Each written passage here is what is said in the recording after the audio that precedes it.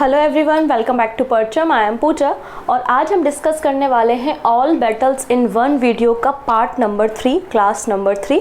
इसके पहले 2 वीडियो हम देख चुके हैं जिसमें हमने पहले वीडियो में जितने भी एंशियंट हिस्ट्री में इंपॉर्टेंट बैटल्स हुई हैं उन पर डिस्कशन किया था। सेकेंड वीडियो में जो मिडिवल हिस्ट्री में इंपॉर्टेंट बैटल्स हुई हैं उन पर डिस्कशन किया था। और आज हम थर्ड वीडियो में जो मॉडर्न हिस्ट्री के कुछ इंपॉर्टेंट बैटल जो रह गई हैं उनको डिस्कस करने वाले हैं। अगर प्रीवियस 2 वीडियोस आपने नहीं देखे हैं तो प्लेलिस्ट में जाके देख लेना, जिससे एक टाइमलाइन के जरिए आप पूरी चीज़ों को सीक्वेंस वाइज याद कर पाओगे। जो सेकेंड वीडियो की लास्ट बैटल हमने डिस्कस की थी ना, वो British East India company and फ्रांसीसी ईस्ट इंडिया कंपनी के बीच में हुई बैटल थी, जिसको हम कार्नेटिक वॉर के नाम से भी जानते हैं और उसे हम यहाँ पर 1760 के बॉन्डी वॉश के बैटल से भी जानते हैं। वहाँ तक का डिस्कशन हो गया था। आज की जो वीडियो का डिस्कशन हम स्टार्ट करने वाले हैं वो बैटल ऑफ प्लासी से करेंगे। प्लासी का युद्ध, फिर बक्सर की लड़ाई देखेंगे, एंग्लो मराठा वॉर देखेंगे। मतलब मॉडर्न हिस्ट्री की जो रिमेनिंग बैटल्स बची हैं आज उनको हम यहाँ पर डिस्कस करने वाले हैं। क्लियर है? पुराने 2 वीडियो कहाँ मिलेंगे? प्लेलिस्ट में मिलेंगे। और आप अभी जो भी एग्ज़ाम देने वाले हो, जैसे कि IB का पेपर है, AAI का पेपर है, SSC GD का एग्ज़ाम है और जो भी 1 डे एग्ज़ाम है और आपके स्टेट के भी जो एग्ज़ाम है जहाँ भी जनरल अवेयरनेस आती है, उन सभी एग्ज़ाम्स के लिए आपको ये बैटल बहुत ज़्यादा बेनिफिशियल होंगे। इनफैक्ट जो CUET के बच्चे हैं उनके लिए भी ये फ़ायदेमंद रहने वाला है। तो अपने फ्रेंड्स के साथ फटाफट से इसको शेयर कर दीजिए। अगर आज के क्लास की और प्रीवियस जो बैटल्स की हमने वीडियो पढ़ी है उनकी क्लास की PDF लेनी है तो परचम के एप्लीकेशन पे अवेलेबल है। एप्लीकेशन प्ले स्टोर पे मिलेगा, वहाँ से आप एप्लीकेशन को डाउनलोड करके इन PDF को देख सकते हैं। बात समझ में आई? चलिए स्टार्ट करते हैं फर्स्ट बैटल से।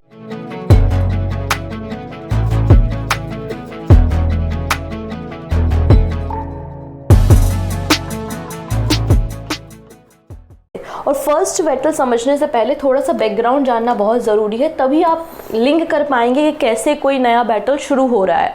क्योंकि कई बार बैटल शुरू होने के रीजंस भी एग्जाम में पूछ लिए जाते हैं। कंक्लूजन तो ऑब्वियस सी बात है, इंपॉर्टेंट होता ही है, लेकिन वो बैटल क्यों इनिशिएट हुई थी, किस ट्रीटी से इनिशिएट हुई थी, वो भी एग्जाम में पूछा जाता है। जैसे कि फर्स्ट एंग्लो मराठा वॉर, तो हमको सूरत की ट्रीटी, सूरत की संधि पता होनी चाहिए, फिर भसीन की संधि पता होना चाहिए। तो ये क्वेश्चंस भी एग्जाम में बनते हैं। तो थोड़ा सा हम बैकग्राउंड पे चर्चा करेंगे।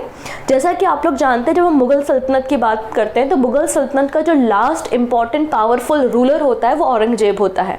और औरंगजेब की डेथ होने के बाद मुगल सल्तनत धीरे धीरे डिक्लाइन होने लगती है और उनके जो फ्यूडिशरी होते हैं, उनके जो सामंत होते हैं वो पावरफुल हो जाते हैं और इंडिपेंडेंट किंगडम, मतलब इंडिपेंडेंट तरीके से रूल करना शुरू कर देते हैं। तो वहीं पर एक होता है बंगाल प्रोविंस, मतलब बंगाल का प्रांत, जो कि वर्तमान का बांग्लादेश, बिहार और उड़ीसा का एरिया है। ये जो बंगाल प्रोविंस है वो one of the richest province है, क्योंकि बहुत फर्टाइल लैंड है, ज़मीन बहुत अच्छी है।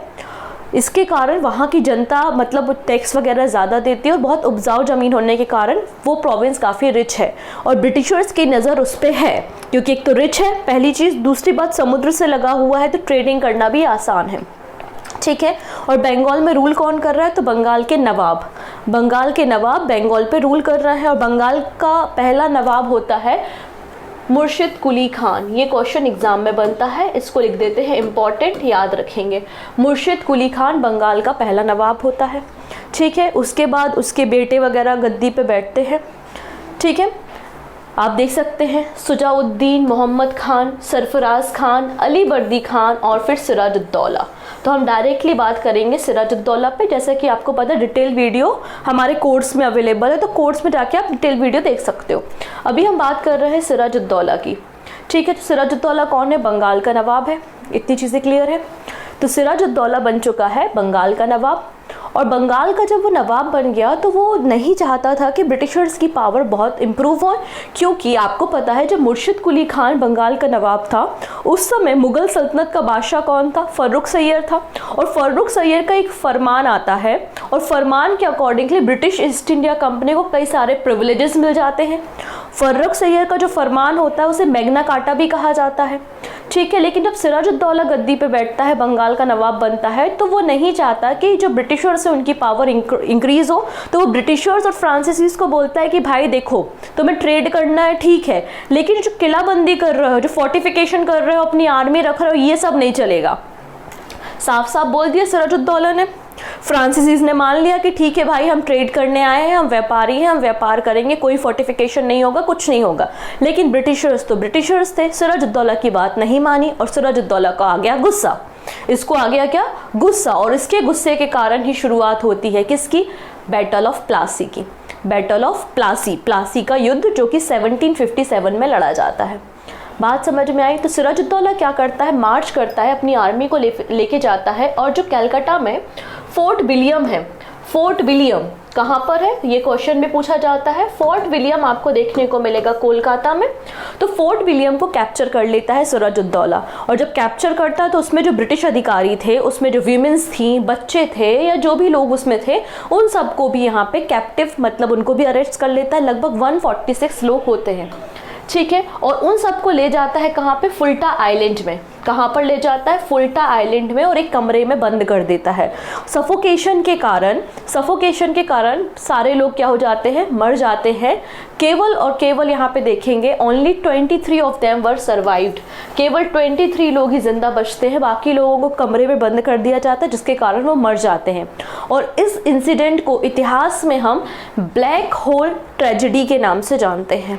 तो ब्लैक होल ट्रेजेडी जब होती है, जब ब्रिटिशर्स मारे जाते हैं फुल्टा आइलैंड में, तो ऑब्वियस सी बात है जो ब्रिटिश गवर्नर होंगे वो नाराज हो जाएंगे, ठीक है। ब्रिटिश गवर्नर उस समय आते हैं रॉबर्ट क्लाइव। तो रॉबर्ट क्लाइव अपनी आर्मी लेके पहुंच जाते हैं किसके खिलाफ? सिराजुद्दौला के खिलाफ। और यहाँ पे शुरुआत होती है बैटल ऑफ प्लासी की, प्लासी का युद्ध। तो डेट याद रखेंगे, डेट बहुत इंपॉर्टेंट है इसकी। 23 ऑफ जून 1757। ये इसको ठीक कर लेते हैं, ठीक है। 1 सेकेंड, एक बार और लिख देते हैं, कोई दिक्कत नहीं है। हाँ, तो यहाँ पे जो प्लासी के बैटल की आपको डेट याद रखनी है वो 23 ऑफ जून 1757 की डेट आपको याद रखनी है। इस दिन शुरुआत होती है प्लासी के बैटल की। प्लासी कलकत्ता के नज़दीक ही एक विलेज है, वहाँ पर ये लड़ाई होती है। किसके बीच में? सिराजुद्दौला और ब्रिटिश ईस्ट इंडिया कंपनी के बीच में। और ब्रिटिश ईस्ट इंडिया कंपनी की जो कमान होती है वो किसके हाथ में है? Robert Clive. मतलब रॉबर्ट क्लाइव और सिराजुद्दौला के बीच में लड़ाई हो रही है, जिसमें नवाब मारे जाते हैं और ब्रिटिश ईस्ट इंडिया कंपनी फिर मीर जाफर को बंगाल का नवाब बना देती है। मीर जाफर को क्या बना दिया? बंगाल का नवाब बना दिया। अब ब्रिटिशर्स ने जब बंगाल का नवाब मीर जाफर को बनाया है, तो मीर जाफर कैसा होगा? पपेट जैसा होगा, जैसा कि ब्रिटिशर्स कहेंगे वैसा मीर जाफर मानेगा। तो बिल्कुल मीर जाफर जैसा ब्रिटिशर्स बोलते थे मानते जाता था। पैसा मांगा दे दिया, धन संपत्ति मांगी दे दी, टेरिटरी मांगी दे दी, टैक्स बोला तो दे दिया, सब कुछ इस तरीके से कार्यक्रम चल रहा था, ठीक है। उसके बाद भी ब्रिटिशर्स जो है वो सेटिस्फाइड नहीं हो पा रहे थे, इसलिए मीर जाफर को हटाकर मीर कासिम को बंगाल का नवाब बना दिया। तो पहले बना कौन? मीर जाफर को हटाया और फिर मीर कासिम को बंगाल का नवाब बना दिया। पर मीर कासिम तो इंटेलिजेंट व्यक्ति था। मीर कासिम इंटेलिजेंट ऐसा था, वो जानता था कि ब्रिटिशर्स को खुश तो किया नहीं जा सकता, और ब्रिटिशर्स को जब खुश नहीं किया जा सकता तो इनसे दूर हो जाओ। तो इनसे वो दूर चला जाता है। जब उनसे दूर चला जाता है तो ब्रिटिशर्स बोलते हैं यार ये कैसा राजा है, ये तो हमसे दूर चला गया, इसने कैपिटल शिफ्ट कर ली और हमारी बातें मान नहीं रहा है, हम पे रिस्ट्रिक्शंस लगा रहा है।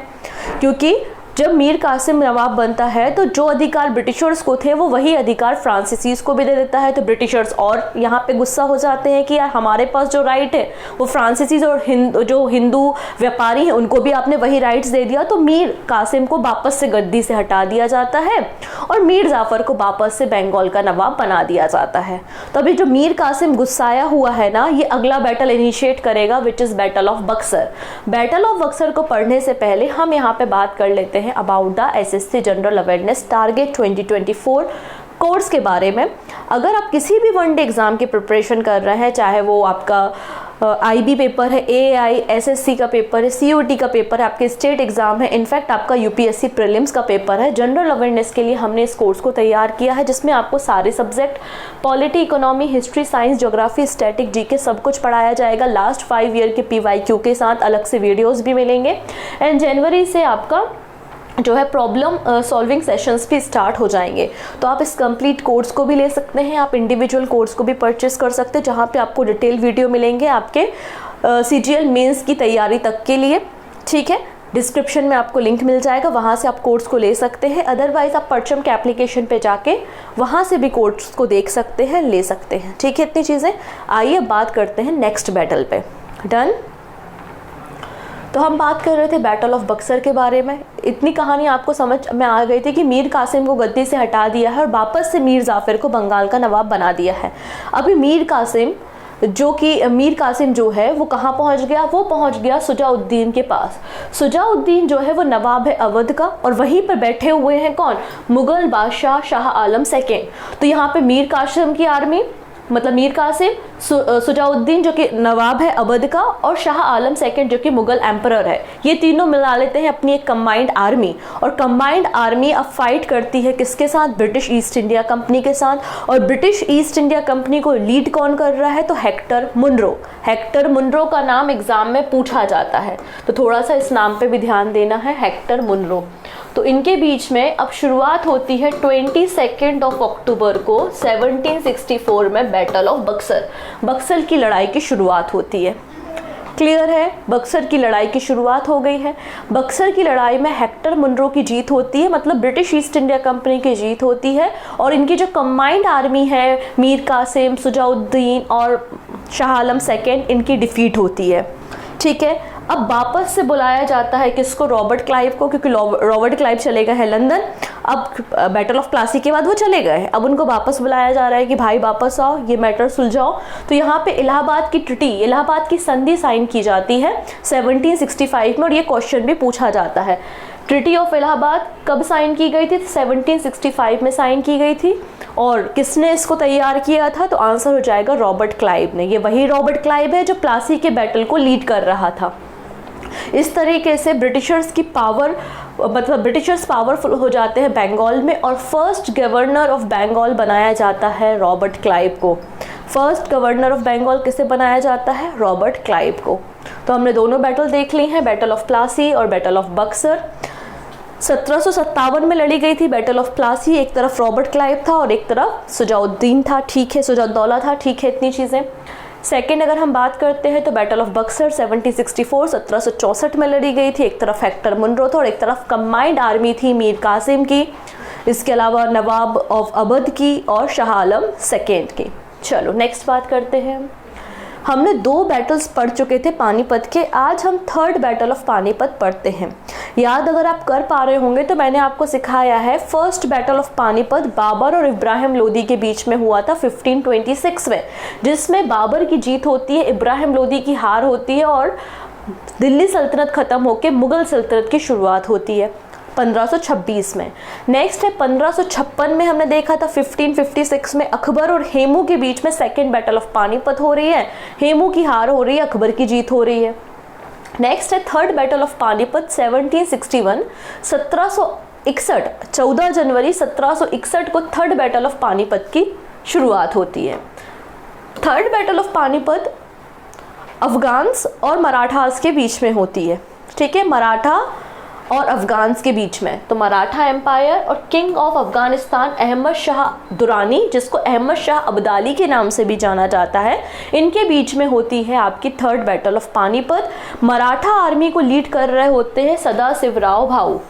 ठीक है, यहाँ पे मराठा एम्पायर की हार होती है और अफगानों की जीत होती है, और इस तरीके से मराठा पावर जो है वो डिक्लाइन हो जाती है। मराठा पावर बहुत कमज़ोर हो जाती है बैटल ऑफ पानीपत के बाद, थर्ड बैटल ऑफ पानीपत के बाद। ठीक है, चलिए अब यहाँ पे जब बात करते हैं हम एंग्लो मैसूर वॉर के बारे में। ठीक है, एंग्लो मैसूर वॉर ये भी इम्पोर्टेंट वॉर है, इनको भी डिस्कस कर लेते हैं। होता क्या है,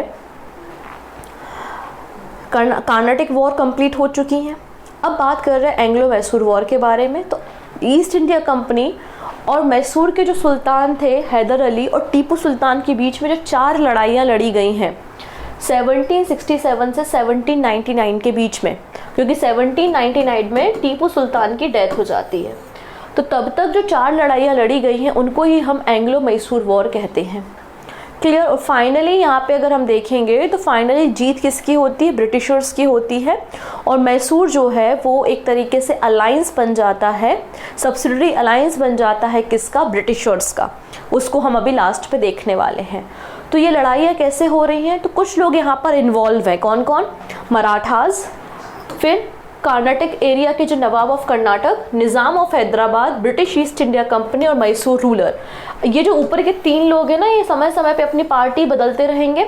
निज़ाम ऑफ हैदराबाद, कर्नाटक के नवाब ऑफ मराठा कभी ब्रिटिश ईस्ट इंडिया कंपनी के साथ मिलेंगे किसी बैटल में, और किसी बैटल में टीपू सुल्तान या फिर हैदर अली के साथ देखने को मिलेंगे। इनकी पोजीशन फिक्स नहीं है, बाकी ये 2 पोजीशन फिक्स है कि ब्रिटिश ईस्ट इंडिया कंपनी और मैसूर रूलर के बीच में जो बैटल्स हो रही हैं उनको हम एंग्लो मैसूर वॉर कहते हैं। अब देखिए, अगर हम फर्स्ट बैटल के बारे में बात करते हैं, फर्स्ट एंग्लो मैसूर बैटल, अगर आप इसके ऊपर चर्चा करेंगे तो ये है आपका बंगाल का एरिया जिस पे कब्जा हो चुका है बक्सर के बैटल के बाद, किसका, ब्रिटिश ईस्ट इंडिया कंपनी का। ये है आपका मैसूर किंगडम, ठीक है। अब कलकत्ता से लेके मैसूर के बीच में ये जो एरिया है वो नदन सरकार का एरिया कहलाता है, नदन सरकार इसको हम बोलते हैं, ठीक है। अब ब्रिटिशर्स की नज़र है इस नदन सरकार पर, तो वो निज़ाम ऑफ हैदराबाद से मिलते हैं और निज़ाम ऑफ हैदराबाद को कहते हैं कि हम मराठा से और हैदर अली से तुम्हें प्रोटेक्ट करेंगे, तुम नदन सरकार का एरिया हमको दे दो, ठीक है। ब्रिटिशर्स पहुंच रहे हैं निज़ाम ऑफ हैदराबाद के पास और यहाँ पे मराठास और हैदर अली से प्रोटेक्ट करने की जिम्मेदारी ब्रिटिशर्स ने ले ली और बदले में नदन सरकार का एरिया मांगा है। तो एक तरीके से निज़ाम जो है वो ब्रिटिशर्स के साथ हो गए हैं। और मराठास और हैदर अली का पहले से ही कॉन्फ्लिक्ट चल रहा था, तो मराठास भी ब्रिटिशर्स के साथ है इनिशियल फेज में, लेकिन हैदर अली तो हैदर अली हैं, वो बहुत अच्छे डिप्लोमेट थे।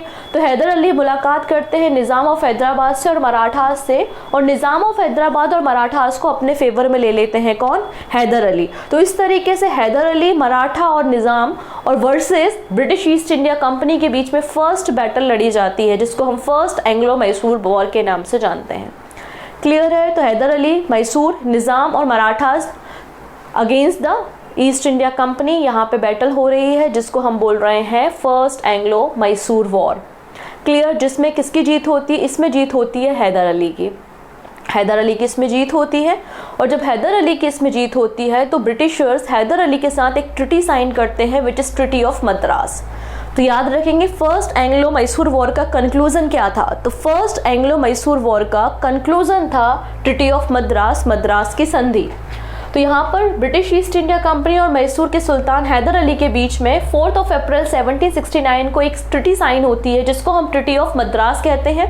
ट्रिटी ऑफ मद्रास में ये बोला जाता है कि हमने एक दूसरे के जो लोगों को कैदी बनाया है उनको हम एक्सचेंज कर लेते हैं और एक दूसरे की जो टेरिटरी एक्वायर करी है उसको भी एक्सचेंज कर लेते हैं। आप अपनी टेरिटरी रखो, हम अपनी टेरिटरी रखते हैं। इसके अलावा ब्रिटिशर्स हैदर अली के साथ कहते हैं कि अगर आप पे कोई हमला करता है तो हम आपको सपोर्ट करेंगे और हम पे कोई हमला करता है तो आप हमें सपोर्ट करना, सिंपल। तो इस तरीके से ट्रिटी ऑफ मद्रास साइन कर ली जाती है। तो treaty of Madras basically conclusion होता है फर्स्ट एंग्लो मैसूर वॉर का, ठीक है।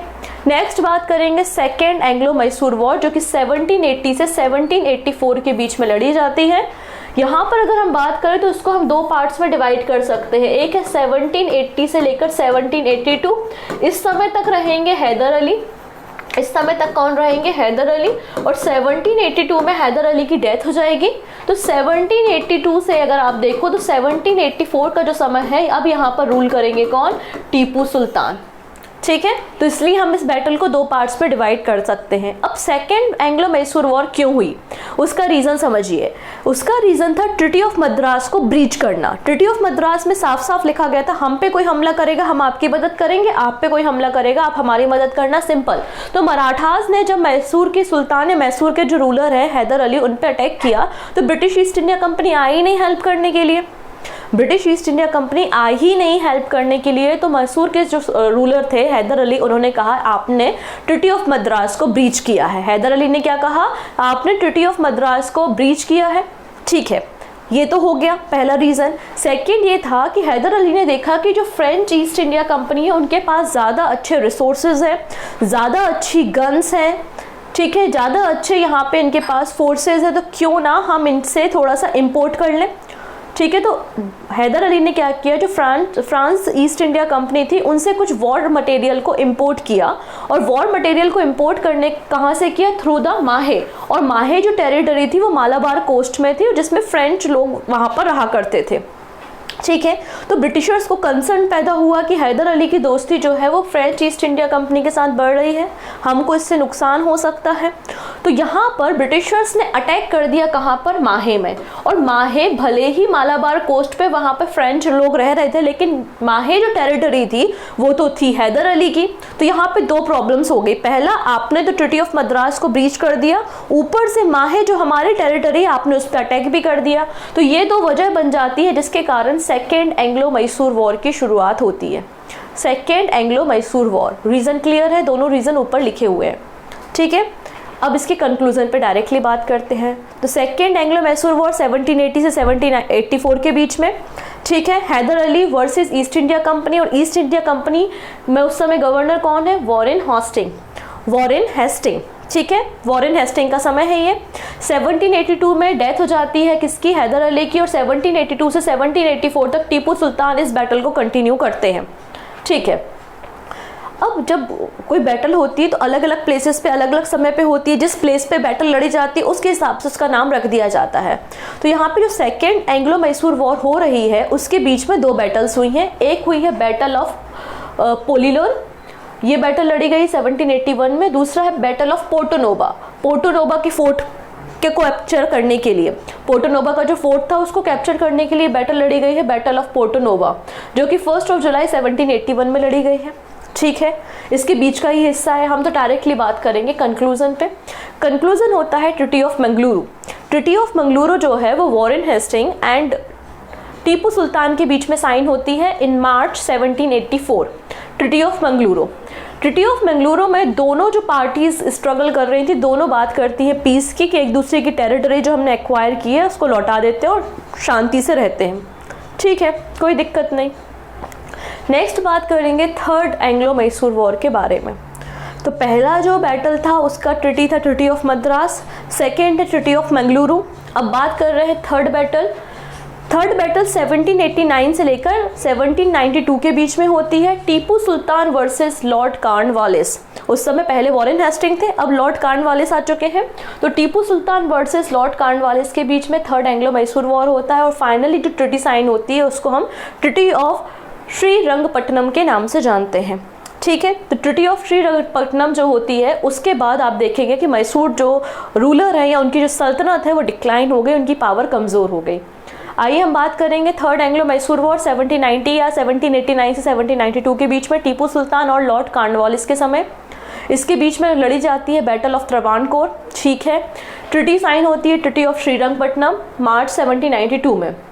अब इसमें क्या होता है, तो इस ट्रीटी के बाद क्या होता है, आधा एरिया जो आपका, आधे से ज़्यादा एरिया जो सल्तनत का होता है या मैसूर रूलर का या टीपू सुल्तान का जो आधा एरिया है वो ब्रिटिशर्स ले लेते हैं। और जो वॉर डैमेज हुआ तो 3 करोड़ रुपए वॉर डैमेज भी मांगा जाता है टीपू सुल्तान से। टीपू सुल्तान के पास उस समय उतने पैसे नहीं देते, तो आधा पैसा वो देते हैं और आधा पैसा कहते हैं हम दे देंगे। तो इसलिए ब्रिटिशर्स टीपू सुल्तान के दो बेटों को उठाकर ले जाते हैं और मतलब कैद में कर लेते हैं। तो ये कंक्लूजन निकलता है थर्ड एंग्लो मैसूर वॉर का।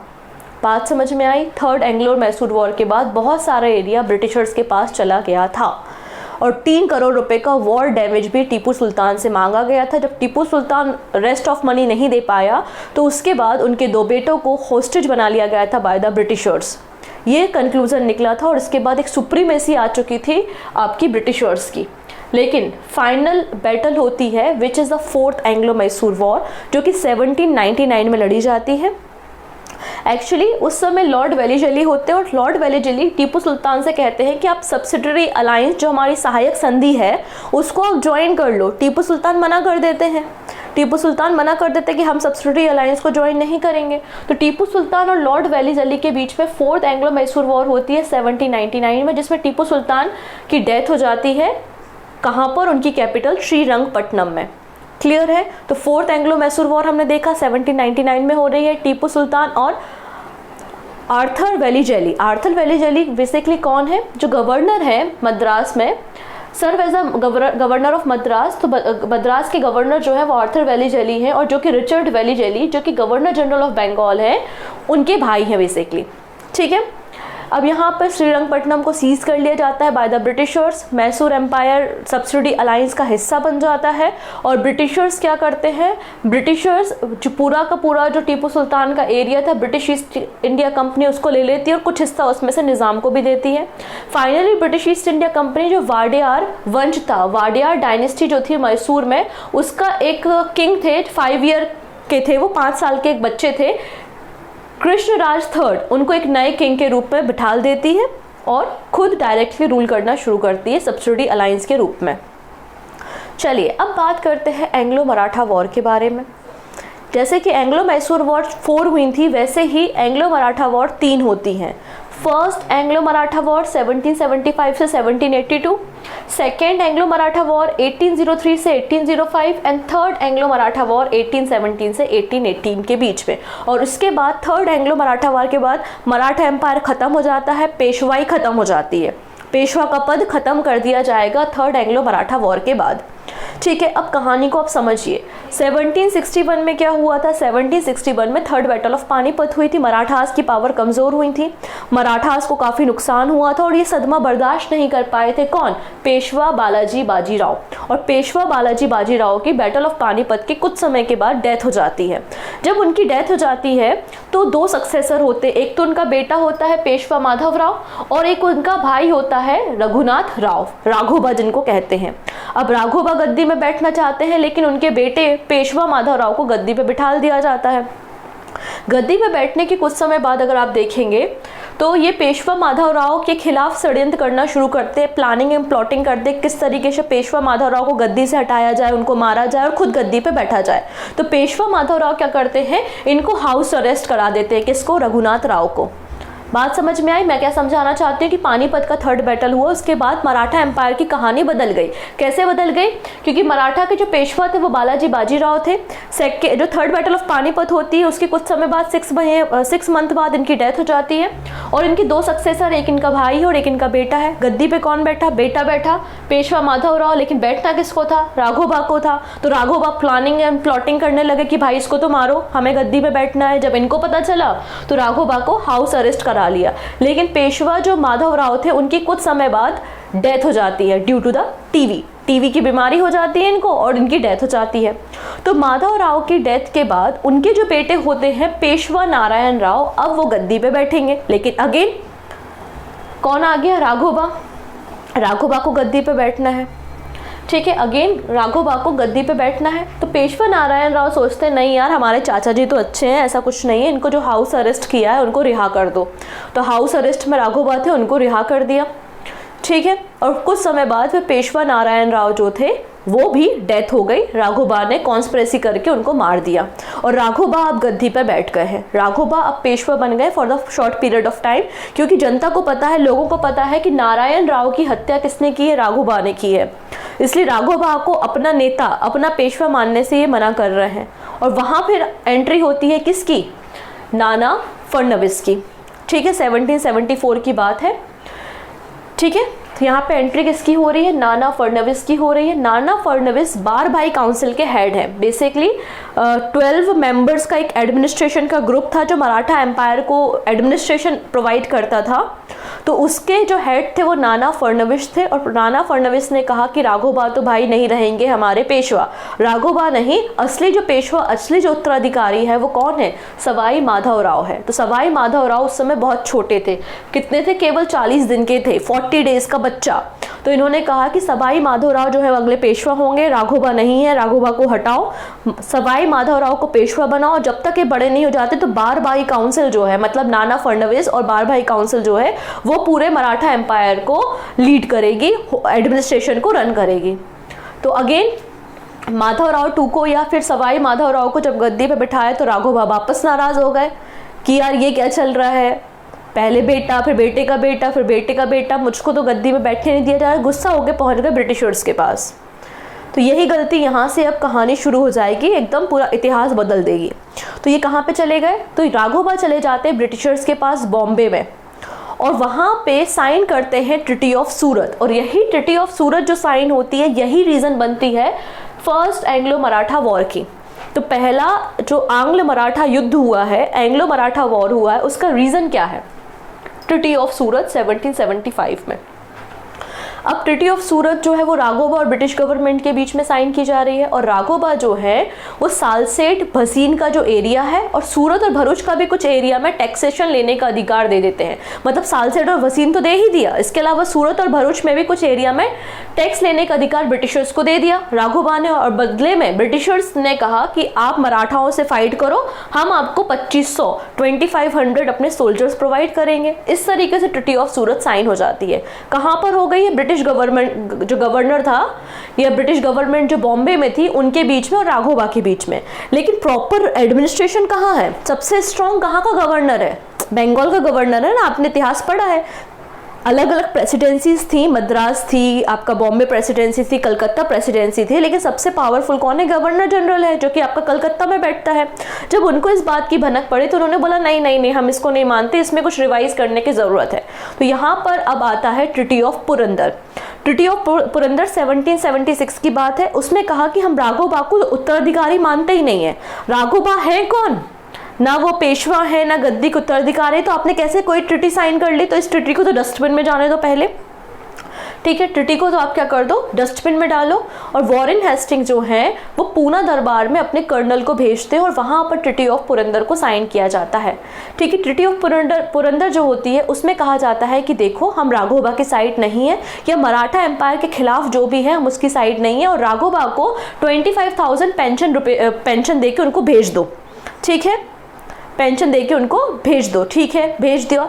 इसके अलावा हम जो माधवराव सेकेंड या सवाई माधवराव हैं उनको ही एक्चुअल हम पेशवा मानते हैं या एक्चुअल रूलर मानते हैं। मराठा एम्पायर का नया पेशवा एडॉप्ट कर लिया गया सवाई माधवराव को या माधवराव टू को पुरंदर की ट्रीटी में। इसके अलावा जो सालसेट का एरिया जो कि सूरत की ट्रीटी में दे दिया गया था, सालसेट का जो एरिया सूरत की संधि में दे दिया गया था, तो ब्रिटिशर्स ने सालसेट का एरिया वापस मराठास को दे दिया। इस तरीके से पूरा काम हुआ। लेकिन ठीक है, इतनी चीज़ें हुई। लेकिन कुछ समय के बाद जो नाना फडणवीस थे उन्होंने इस पुरंदर की ट्रीटी को ब्रीच किया था, ठीक है। कैसे ब्रीच किया था? तो यहाँ पे देखो साफ साफ इस ट्रीटी में कहा गया था हम आपके फ्रेंड, आप हमारे फ्रेंड, आप फ्रांसीसीज का कोई सपोर्ट ना करो। लेकिन यहाँ पे अगर आप देखेंगे तो नाना फडणवीस ने 1777 में अगर देखेंगे 1777 में ये जो पुरंदर की ट्रीटी हुई थी उसको ब्रीच किया था, ठीक है। और जो बेस्ट कोस्ट है वो फ्रेंच गवर्नमेंट को या फ्रेंच ईस्ट इंडिया कंपनी को दिया था ट्रेडिंग करने के लिए, ठीक है। तो वॉरेन हेस्टिंग इससे थोड़ा सा नाराज़ हो गए कि यार ये मराठास क्या कर रहे हैं, कंपनी को चैलेंज कर दिया, ट्रीटी ऑफ पुरंदर डस्टबिन में जाने दो, हम तो अब मराठाओं से फाइट करेंगे। तो इस तरीके से आप देखेंगे कि बैटल्स की शुरुआत होती है और फर्स्ट एंग्लो मराठा वॉर होता है। अब जैसे कि मैंने कहा कि कोई भी बैटल होती है, बहुत सारी मल्टीपल बैटल एक ही समय पर लड़ी जाती है अलग अलग प्लेसेस पे। तो 1779 में मराठास और ब्रिटिश ईस्ट इंडिया कंपनी के बीच में बैटल ऑफ बड़गांव होती है। बैटल ऑफ बड़गांव में अगर आप देखेंगे तो Marathas defeated English force, Marathas ने हरा दिया था ब्रिटिश की फोर्स को बैटल ऑफ बड़गांव में। और बैटल ऑफ बड़गांव जब हुआ तो बड़गांव की ट्रीटी साइन हुई, बड़गांव की संधि साइन हुई। लेकिन यहाँ पर वॉरेन हेस्टिंग ने बोलते नहीं नहीं, इतना ह्यूमिलेशन है, हम नहीं मानते, कैसे आप हार गए, कैसे आप संधि कर रहे हो, नहीं, हम कैंपेन रन करेंगे अलग अलग एरिया में, अलग अलग एरिया में हम कैंपेन रन करेंगे। तो वॉरेन हेस्टिंग जो कि गवर्नर जनरल ऑफ बंगाल होते हैं वो ट्रीटी ऑफ बड़गांव को मानने से इनकार कर देते हैं, क्योंकि ट्रीटी ऑफ बड़गांव में क्या है बेसिकली, देखो बड़गांव का जो बैटल होता है ना उसमें ब्रिटिशर्स हार गए हैं और मराठास जीत गए हैं, तो बहुत हार का सामना करना पड़ रहा है, बहुत ही ह्यूमिलेशन लग रहा है, तो नहीं मान रहे। तो अब क्या करेंगे? तो यहाँ पे वॉरेन हेस्टिंग क्या करते हैं, अपनी अलग अलग ट्रूप्स बनाते हैं, अपनी अलग अलग सेना बनाते हैं। एक सेना के लीड होते हैं कर्नल गोडार्ड और इनको भेजते हैं अहमदाबाद को कैप्चर करने के लिए। तो अहमदाबाद और भसीन को कैप्चर करने का काम कर्नल गोडार्ड करते हैं। सेकेंड जो फोर्स डिस्पैच की जाती है कैपिटल फोहेम के द्वारा, जो कि ग्वालियर के फोर्ट को कैप्चर करते हैं। थर्ड जो होते हैं वो जनरल कॉमेक होते हैं जो कि डिफीट करते हैं सिंधिया को। तो इस तरीके से मराठास अलग अलग एरिया में हार रहे हैं। तो सिंधियाज अब डिसाइड कर रहे हैं कि कोई मतलब नहीं इतना ब्रिटिशर्स से लड़ने का। तो सिंधियाज के कहने पर ब्रिटिशर्स के साथ एक ट्रिटी साइन होती है जिसको हम ट्रिटी ऑफ सालबाई कहते हैं। तो फर्स्ट एंग्लो मराठा वॉर की शुरुआत कहाँ से होती है? ट्रिटी ऑफ सूरत से होती है। सूरत की संधि से पहली एंग्लो मराठा वॉर की शुरुआत होती है। लेकिन फर्स्ट एंग्लो मराठा वॉर का कंक्लूजन क्या है? तो आंसर हो जाएगा ट्रिटी ऑफ सालबाई है। तो सालबाई की संधि साइन की जाती है 1782 में, ठीक है। 1782 में सालबाई की संधि साइन होती है। वॉरेन हेस्टिंग इसे रेटिफाई कर देते हैं 1782 में, और नाना जो फडणवीस है 1783 में इस संधि को रेटिफाई कर देते हैं। अब संधि में क्या था इसको जानने के लिए आप हमारे कोर्स को देख सकते हैं, वहाँ पर डिटेल वीडियो मिल जाएगा। नाउ मूव करते हैं सेकेंड एंग्लो मराठा वॉर पे, जो कि 1803 से 1805 के बीच में लड़ी गई थी। अब देखिएगा होता क्या है, ये जो माधवराव नारायण है ये सुसाइड कमिट कर लेते हैं इन 1795, ठीक है।